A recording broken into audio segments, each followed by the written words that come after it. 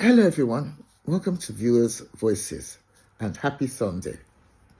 Okay, so let's, as usual, focus on comments that have been sent by people who have watched Donu's World videos on Wednesdays, Fridays, and Sundays. Right, looking at the Donu's Week video that came out 2 Fridays ago, we have one from somebody called Wooden Top 24. And he or she says, "It doesn't bother me what people do with their skin, each to their own." Now, this is a response to my comment. I expressed the view that when Black women use bleaching or lightening creams, they're not trying to be white, they're trying to be golden, because that's the color they wind up being. I'm not saying it's good, I'm not saying it's healthy, I'm not saying anybody should mess around with their skin tone. I'm just saying that there's this widespread assumption that Black women who bleach want to be white. I don't think so. I think they want to be golden. Just like white people who risk skin cancer to lie in the sun baking all day or go to sun tanning salons are trying also to be golden. So I just thought it was an idea that maybe both Black and white people regard golden as an attractive color. I suppose gold has, prestigious connotations. It's just an idea. And Wooden Top says, doesn't bother him or her what people do. Golden tanned, tattooed, pierced, hairy, flabby. The way things are going, our skin may well be all we have free choice over in the future. Well, that's an interesting viewpoint, Wooden Top. Yes, at least, people should do what they want. But, there are health implications in terms of both bleaching and sun tanning, so people need to be careful. No matter how much you love that golden glow, it's not safe to bleach or suntan deliberately. Then there's another one about the same topic from someone called Mo Alamiod. I'm so sorry if I mispronounced your name. I can't get it right. Anyway, says, "I really love your show. I'm a British Nigerian currently based in the US and in my early 30s. My mom, who is also divorced and living in Abuja like you, has faced similar challenges with her weight and health." Okay. Poor mom. I know what it's like to go through all that stress with type 2 diabetes and reversing it. And I've actually got another health challenge and weight loss, which is another big nightmare. So I can totally identify with your mom, Mo Alamiod. Okay? Please, as I said, forgive me if I'm mispronouncing. And it says, you say that your mother has been on a journey to shed weight this year, and she's around the same age as me. I'm 65, so I guess you probably guessed right. And you've shared your channel with your mother to motivate her. Well, I've lost 20 kilos this year, so I guess I can, be a little bit motivational, but I still have 40 kilos to go. So tell your mom to get in touch. Let's try and do this together. How much weight does she need to lose? Be interesting to know. And then going back to finishing this comment, she says, I think it's a she, though it could be a he. So Mo says, "I find your page both informative and entertaining. And to answer your question, I do agree that no Black person who lightens their skin necessarily wants to be mistaken for white. The goal often seems to be achieving that golden or tan look or something racially ambiguous, which many people find intriguing and attractive. But the conversation isn't complete without acknowledging that colorism very much exists. Being of a lighter shade can come with certain privileges in desirability and social leverage, especially for women." Actually, Mo, you're right. There is always that aspect. Whatever the motivation of people who bleach or tan may be, there is an issue of colorism across the world, even in the Black world. I remember my father telling me when I was, my late father telling me that when he went to the Caribbean, he discovered that the lighter skinned you were, the closer you were to God. And that is really sad. considering that the reason why so many Caribbean people are light-skinned is actually that, their ancestors were raped by white plantation workers and owners, So, anyway, life is traumatic, can be, history can be, and has been extremely traumatic. So these are unpleasant things to talk about, but they are facts of life. Okay, so Mo, I agree with you that, there is an issue around colorism. Of course, white people dominate the world. So I guess any dominant group is going to be mimicked and copied. It's going to be like a role model to some people.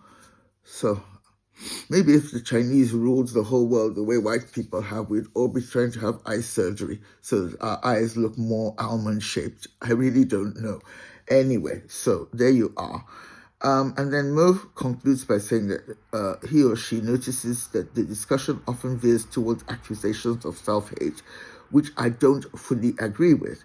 In my view, it is more about social and economic progression. Lighter skin has historically been tied to higher social advantages, and that's still a factor today.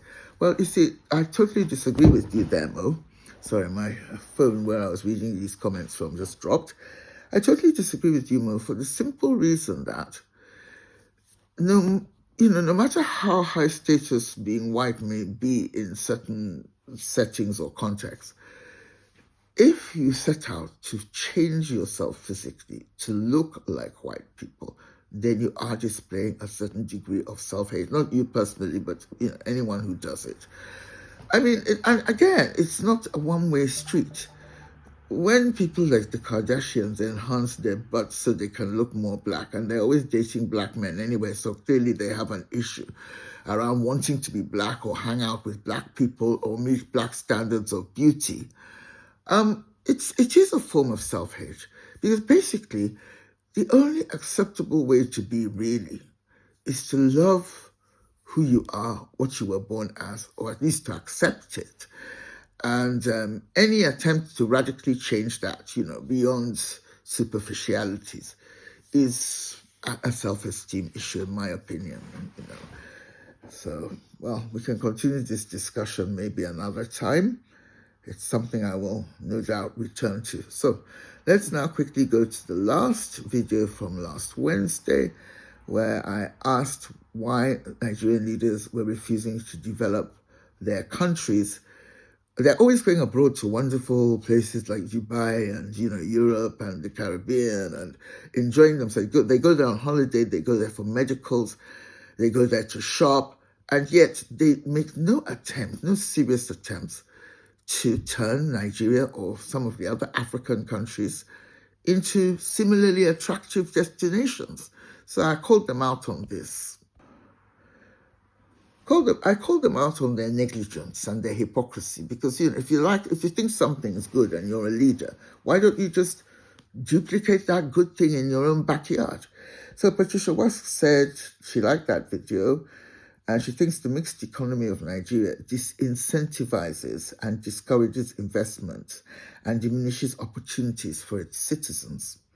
Why should any successful, wealthy Nigeria invest in building something in their poverty-stricken home villages, only to have those investments confiscated or taken over by the bureaucracy and its corrupt leadership?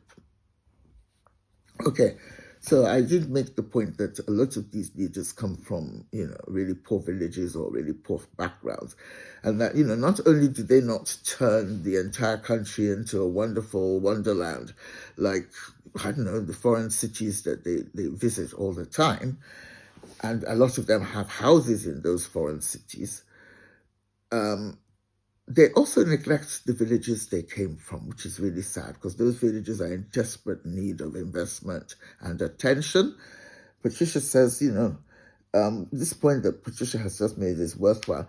I mean, investments aren't particularly safe in Nigeria. We've seen a lot of situations where people have put money into like shoreline resorts in Lagos and had those resorts razed to the ground by the Tinubu government. And I'm sure previous governments have also violated certain, investment situations. So, Patricia, you have a point. And then Patricia concludes by saying that they don't invest in their hometowns because their good works are stolen by the greedy SOBs in charge. Well, that's not entirely true, Patricia, because they are the greedy SOBs. I'm not talking about regular folks like me not investing in our hometowns. We don't even have enough money to significantly invest. I'm talking about rich, powerful Nigerian politicians, judges, who, by the way, most of them are very corrupt, and other public officials who have the money and the power to invest in their home villages and change lives, but just don't bother because they're too selfish and only want their families to benefit from their wealth and influence. Okay, so Patricia says Nigeria needs to adopt a free market capitalism economy like America, the land of opportunity. Patricia sure knows what she's talking about because she and her husband run a really successful business company in the States. And so I guess, you're right. We do officially have a free market capitalist economy like America, but, it just nothing in Nigeria works the way it's supposed to work. So how I wish people like you could come and give talks in Nigeria and persuade the leadership to change their unhelpful behavior. Right, next comment based on my Nigeria Unfiltered video, the last one, is from Ephraim Evezi, and it says, the reason for the lack of investment is the same old discredited slavish mentality. Who sold his brothers as slaves to white traders? Do the average Nigerian politicians think of the emancipation of their fellow brothers?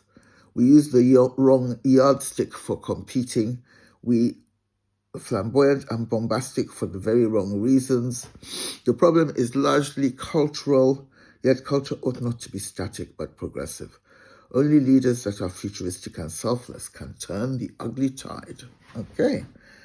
And then there's Toyin Adenuga Opaje says, I have also asked this question. That is the question I asked about why Nigerian leaders don't give us the development that they so love to enjoy in other people's countries. And Tony says, he or she, I think it's a she because there's a photograph here. I have also asked this question. Are these politicians not ashamed of leading people who live like paupers? Do they not aspire to be high-achieving leaders who change their people's outcomes? Do they not see leaders like Sturgeon, Swinney, and others and think, I can do more than this? Sad. Well, it boils down to conscience and self-esteem. Because if you have a conscience, you will do your best once you're given a mandate to lead people. Even if you are not given the mandate, you just seize the mandate in a military takeover or whatever, or in an electoral heist like Tinubu did in 2023. But, even if you rig an election or you grab power after a military takeover, you can still do a damn good job. And people will be actually glad that you came, The worst thing about these people is that they lack legitimacy and they lack performance. Okay, so we usually have a couple of comments based on the Sunday video, but there are none this week. Reacting to last Sunday's video. So, like I have said before, I tend to just look at the comments that come in through YouTube, the ones that come in under the videos on YouTube. But I do receive a lot of responses from other social media platforms like Twitter, X, Facebook, LinkedIn, and TikTok. But it's just too difficult to go look, pick up on comments across the board. And these Sunday videos would go on forever if I did that. Apart from the complications from my point of view of trying to pick comments from lots of different places. And then there's also the fact that really, if people want me to comment on their comments or to thank them for their comments, then they need to respond on the platform the comment was put out on.